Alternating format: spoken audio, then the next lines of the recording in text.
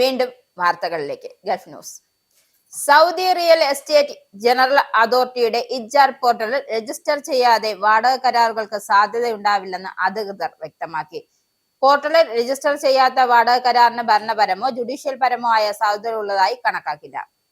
പോർട്ടലിന്റെ അംഗീകാരത്തിന് ആവശ്യമായ വ്യവസ്ഥകളും ആവശ്യകതകളും നിർണ്ണയിക്കാൻ നീതിന്യായ ഭവന മന്ത്രാലയങ്ങൾ ഉത്തരവാദികളാണെന്നും ഇജാർ പോർട്ടൽ വിശദീകരിച്ചു.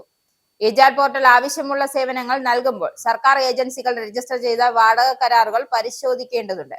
സൗദികളിലല്ലാത്തവർക്ക് വർക്ക് പെർമിറ്റ് നൽകുന്നതിനോ പുതുക്കുന്നതിനോ ഇജാർ രജിസ്റ്റർ ചെയ്ത് ഒരു വാടക കരാർ തൊഴിൽ സാമൂഹ്യ വികസന മന്ത്രാലയം ആവശ്യപ്പെടുന്നുണ്ടെന്നും സൂചിപ്പിച്ചു. കുവൈറ്റിലെ ഫിനാൻഷ്യൽ ഇന്റലിജൻസ് യൂണിറ്റും ഇന്ത്യയുടെ ആന്റി മണി ലോണ്ടറിംഗ് ഡയറക്ടറേറ്റും തമ്മിൽ സാമ്പത്തിക കുറ്റകൃത്യങ്ങളുടെയും തീവ്രവാദ ഫണ്ടിങ്ങിനെയും പ്രതിരോധിക്കാൻ ഉദ്ദേശിച്ചിട്ടുള്ള ധാരണാപത്രത്തിൽ ഒപ്പുവെച്ചു. ഈ തീരുമാനം അന്താരാഷ്ട്ര സഹകരണം ശക്തിപ്പെടുത്തുകയും വിവരങ്ങൾ വിനിമയത്തിന്റെ കാര്യക്ഷമത മെച്ചപ്പെടുത്തുകയും ചെയ്യുന്ന ലക്ഷ്യത്തോടെയാണ് സ്വീകരിച്ചത്. കുവൈറ്റിലെ സാമ്പത്തിക ഇന്റലിജൻസ് യൂണിറ്റും ഇന്ത്യയിലെ ആന്റി മണി ലോണ്ടറിംഗ് ബ്യൂറോയുമാണ് ധാരണാപത്രത്തിൽ ഒപ്പുവെച്ചത്. വിവര കൈമാറ്റത്തിലും സാമ്പത്തിക ഇന്റലിജൻസ് ശ്രമങ്ങളിലും സഹകരണം ശക്തിപ്പെടുത്തുക എന്ന ലക്ഷ്യത്തോടെയാണ് ആഗോള സാമ്പത്തിക വാച്ച്ഡോഗ് ബോഡിയായ എഗ്മോണ്ട് ഗ്രൂപ്പിന്റെ യോഗത്തിനു ശേഷം ഒപ്പുവെച്ച കരാർ. ഇത് ഇന്റലിജൻസ് യൂണിറ്റുകളുടെ ആഗോള ധനകാര്യ സംഘടനയുടെ തത്വങ്ങളുടെയും മാർഗനിർദ്ദേശങ്ങളുടെയും അടിസ്ഥാനത്തിൽ സുതാര്യതയും സഹകരണവും വർദ്ധിപ്പിക്കുന്നതിനുള്ള കുവൈറ്റിന്റെയും ഇന്ത്യയുടെയും കൂട്ടായ പ്രതിബദ്ധതയുടെ തെളിവാണെന്നും കുവൈറ്റ് സാമ്പത്തിക നിരീക്ഷണ സംഘത്തിന്റെ മേധാവി ഹമദ് അൽ മെക്രിത് പറഞ്ഞു. കഴിഞ്ഞ വർഷം രാജ്യത്ത് ഉടനീളം ഹെഡ്ലൈറ്റ് ഇല്ലാതെ രാത്രി ഡ്രൈവിംഗ് നടത്തിയ സംഭവങ്ങൾ 30,000-ഓളം പേർക്ക് പിഴയിട്ടു. കൂടുതൽ പേർക്ക് പിഴ ചുമത്തപ്പെട്ടത് ദുബായിലാണെന്നും പ്രാദേശിക പത്രം പുറത്തുവിട്ട കണക്കുകളിൽ വ്യക്തമാക്കുന്നു. ഫെഡറൽ ട്രാഫിക് ആൻഡ് റോഡ് നിയമം അനുസരിച്ച് സൂര്യാസ്തമയം മുതൽ സൂര്യോദയം വരെ വാഹനങ്ങളുടെ ലൈറ്റുകൾ ഓൺ ചെയ്തിരിക്കണം. അതോടൊപ്പം മറ്റു റോഡുകൾ ഉപയോക്താക്കളുടെ സാന്നിധ്യം അറിയിക്കാൻ അനിവാര്യമായ മറ്റു സന്ദർഭങ്ങളിലും ലൈറ്റ് തെളിയിക്കാം.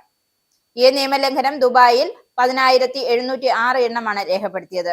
ഷാർജയിൽ 8,635, അബുദാബിയിൽ 8,231, അജ്മാനിൽ 1,393, റാസൽ ഹൈമയിൽ 907, ഉമുൽ ഖുവൈനിൽ 74, ഫുജറയിൽ 67 എന്നിങ്ങനെയാണ് മറ്റിടങ്ങളിലെ പിഴ ലഭിച്ചവരുടെ എണ്ണം.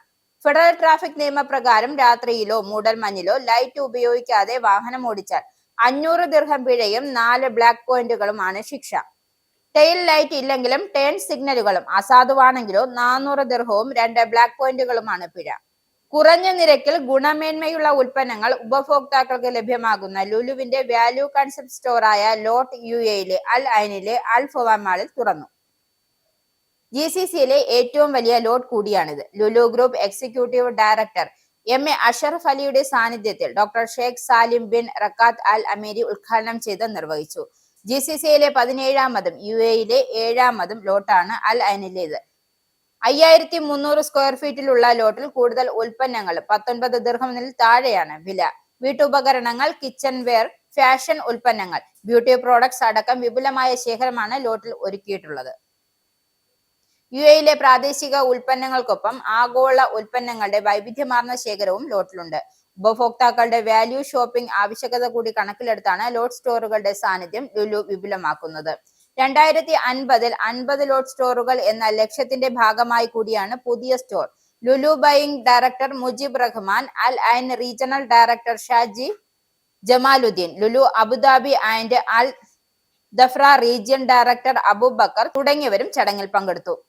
ഇനി ആനന്ദ് ട്രാവൽ GCC ഇന്ത്യ നാണയ വിനിമയ നിരക്ക്. ഒരു സൗദി റിയാൽ 22.89 ഇന്ത്യൻ രൂപ, ഒരു UAE ദിർഹം 23.36 ഇന്ത്യൻ രൂപ, ഒരു കുവൈറ്റി ദിനാർ 280.73 ഇന്ത്യൻ രൂപ, ഒരു ഒമാനി റിയാൽ 223.25 ഇന്ത്യൻ രൂപ.